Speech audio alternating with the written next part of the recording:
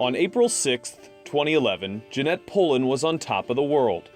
1 week after leading the Stanford Cardinal to its 4th straight Final Four, another dream was fulfilled. WNBA first-round draft pick, 9th overall, to Indiana. Just surreal.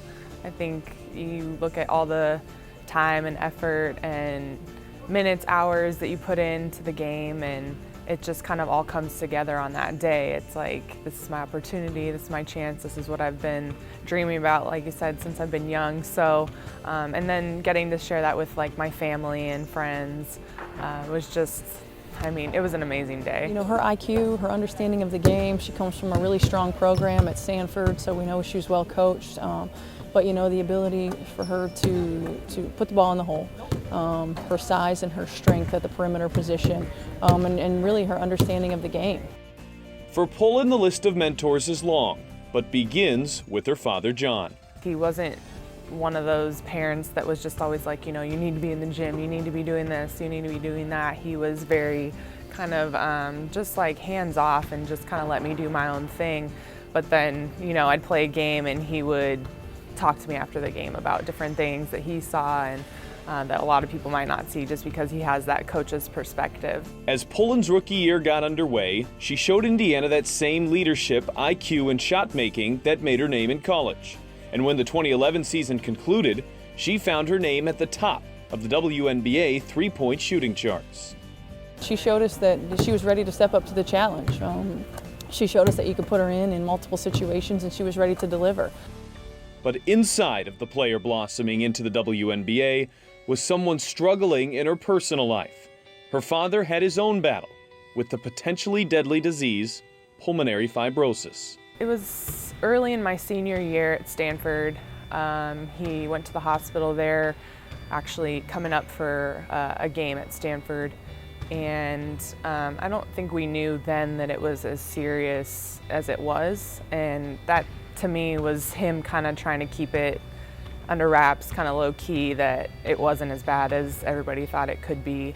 And then I think as things progressed in the next like couple years after that, we just kind of noticed that, you know, something wasn't completely right. But on the court, Pohlen's storybook career kept writing itself, all the way to the 2012 WNBA Finals.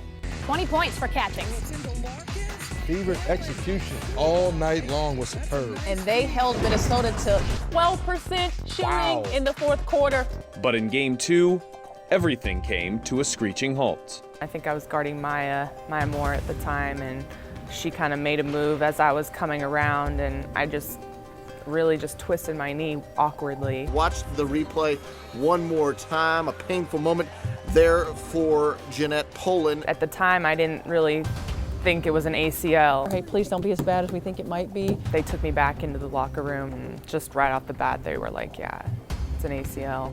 The torn ACL was not just a significant blow, but also a sign of foreshadowing that the roughest waves were still to come.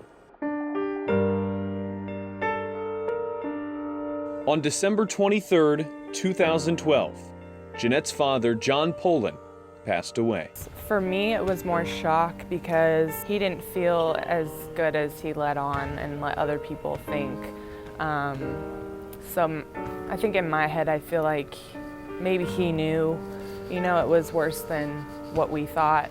And so I think that was just tough. And obviously you want more time with that person, and he just played such a huge role in my life. To lose a parent is something that's that you never recover from. But you certainly really feel for Jeanette as a young person, and feel for her family, because they are such a great family, and you really want to help insulate them through a process like that. For Pohlen, basketball was her escape, but her injury was keeping her sidelined. After missing the first half of the 2013 season, Pohlen was finally ready to go back on the court for the Fever's final 13 games. And heading into 2014, Pohlen was poised to return back to her old form. I felt great, probably felt the best I've ever felt. She came back in the best shape of her life. She was moving so well. When once again, a moment which appeared innocent turned to familiar heartbreak. Just doing a simple zigzag drill that I've done probably a million times in my basketball career, and just planted my foot and heard a pop, felt the pop, and went down immediately. And I mean, I knew something was wrong for sure. And yeah, they right away were just like, we're pretty sure it's an Achilles. You absolutely feel for a kid like that. You know, mentally, how are they going to be able to come back from it? Physically, you know, she's limited a little bit physically anyway, and to be able to come back from 2 major injuries, you know, how would she handle that? She would handle it the only way Jeanette Pohlen knows how. I just wasn't ready to be done. I don't know, I couldn't give it up yet. Pohlen went through the grueling rehab again, and following 2015 training camp, made the team. Her first game back in an Indiana Fever uniform in Chicago on June 5th, her father's birthday. It was a little overwhelming, I think, just maybe like the coincidence of it all. But, you know, just I always say a prayer before the game and just know that he's watching down on me. So it was like, I don't know, just one of those things where it was a great coincidence.